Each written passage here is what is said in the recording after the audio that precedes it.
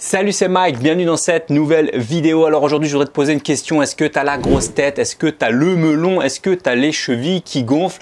Peut-être que tu t'es mis à la programmation récemment et que tu viens de te rendre compte de ton super pouvoir. Peut-être que tu es fréquemment sollicité sur LinkedIn ou sur les plateformes de freelance et tu sens que le monde s'arrêterait de tourner sans toi. Tu es peut-être déjà en poste en CDI ou dans une mission freelance et peut-être qu'on fait appel à toi fréquemment pour résoudre des problèmes urgents, des problèmes graves. Sans toi, la Terre s'arrêterait de tourner, non? C'est un problème qui arrive dans de nombreux secteurs, mais surtout dans le secteur de l'informatique. Certains développeurs ont un ego surdimensionné. C'est ce dont on va parler dans cette vidéo. C'est parti!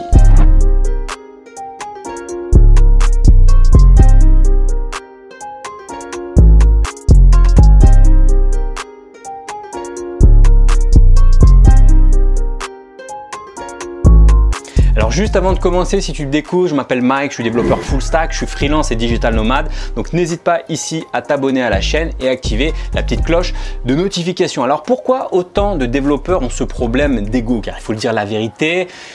Bien évidemment, il est déconseillé de rester longtemps sur les mêmes missions pour ne pas s'enfermer, on va dire, sur les mêmes projets, les mêmes technos.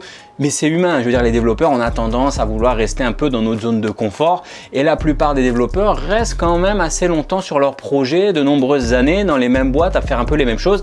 Et ces développeurs se sentent de plus en plus confiants et c'est bien normal. Ils se sentent de plus en plus productifs et on fait de plus en plus appel à eux. Et surtout, ils se sentent de plus en plus indispensables. Pourquoi? Bah, tout simplement à cause de la rareté des profils. C'est très dur de trouver des développeurs qui ont les bonnes compétences. Qu'est-ce qui se passe à cause de tout ça? Leur ego grandit de plus en plus. Tu vois, je fais le geste comme ça, le melon grandit de plus en plus. Mais on pourrait aussi rajouter un autre biais cognitif, un biais cognitif bien connu, c'est le fameux effet Dunning-Kruger. Je t'en avais parlé dans un email et je t'en avais parlé aussi dans la vidéo de la semaine dernière. Je te mets un petit lien ici si tu veux aller voir l'effet Dunning-Kruger. Bah tiens, je te mets un petit schéma ici, mais c'est quoi? C'est le fameux effet de surconfiance. En fait, c'est un biais cognitif qui fait que les moins qualifiés dans un domaine surestiment un peu leurs compétences. Alors moi, je situerais ça pour les développeurs entre 1 an peut-être et 3 ans, tu vois. Au début, on n'est pas trop sûr, puis entre 1 et 3 ans, on commence comme ça un peu à prendre la confiance, tu vois. C'est un peu en fait finalement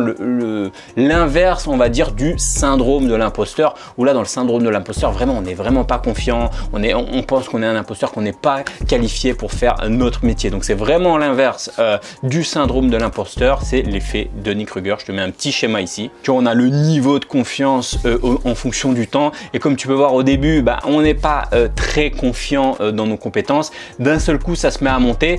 Et parfois, tu vois, il y a le petit trait, ce qu'on appelle la montagne de la stupidité. Tu vois, il y a un moment en fait où on est surconfiant comme ça. Et à un moment, ce qui est bien, c'est qu'on redevient sur terre et en tout ce qu'on appelle la vallée de l'humilité jusqu'à atteindre un plateau de consolidation. Alors pourquoi je te parle de tout ça? C'est pas pour briser peut-être le peu de confiance en toi que tu viens d'acquérir en ce moment. Si tu débutes, ni non plus pour te faire remarquer que tu surestimes tes compétences. C'est juste pour que tu sois conscient de ce phénomène, car il a de toute façon de fortes chances de se produire dans ta carrière de développeur. Alors peut-être que c'est déjà passé pour toi ou peut-être que ça va venir, mais voilà, je voulais juste que tu sois au courant. Parce qu'à cause de ce phénomène, le problème c'est que ça induit de mauvaises habitudes ainsi que de mauvaises croyances et de mauvais comportements. En fait, ce problème d'ego, ça pousse les développeurs à ne pas se poser par exemple de questions techniques tout simplement pour ne pas passer tout simplement pour un incompétent, tu vois. T'oses pas poser, tiens, je galère sur ça, tu vois, sinon les gens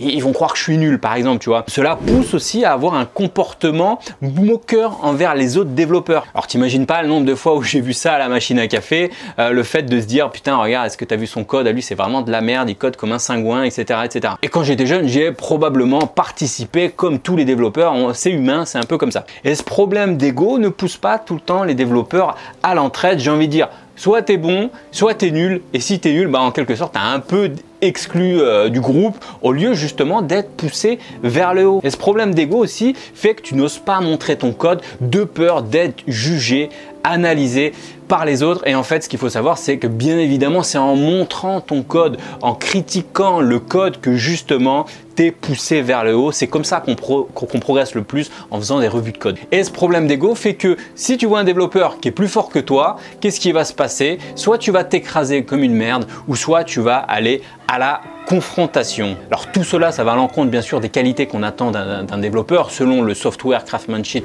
Manifesto. Si tu veux, je te mettrai le manifeste en dessous si tu veux voir, qui sont qualité, humilité, partage, pragmatisme et professionnalisme. Alors ce que je vais faire dans cette vidéo, je vais te partager 10 règles pour coder sans ego. Alors c'est 10 règles qui viennent du livre The Psychology of Computer Programming de Jerry Weinberg. C'est un livre de 1971, mais je peux dire que c'est des conseils qui sont toujours valables. Alors la première règle, c'est understand and accept that you will mistake. Alors sorry pour my bad English et my bad accent, hein. Désolé pour mon accent. Moi je suis pas, voilà, mon accent c'est mon accent en anglais, il est pas terrible, donc tu auras compris. Understand and accept that you will make mistake.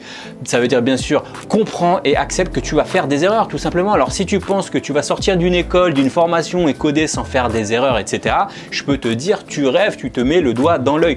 Tous les développeurs expérimentés ou non font des erreurs et c'est tout à fait normal. Deuxième point, deuxième règle, you are not your code. Tu auras compris, tu n'es pas ton code. Quand on critique la qualité de ton travail, de ton code, ça peut faire mal, mais ce qu'il faut savoir, c'est que c'est pas toi directement qui est attaqué, c'est le code. Il faut se détacher de ton code, il faut se détacher du code que l'on produit. Troisième règle, no matter how much you know, someone else will always know more. T'as vu, je l'ai encore bien dit en anglais.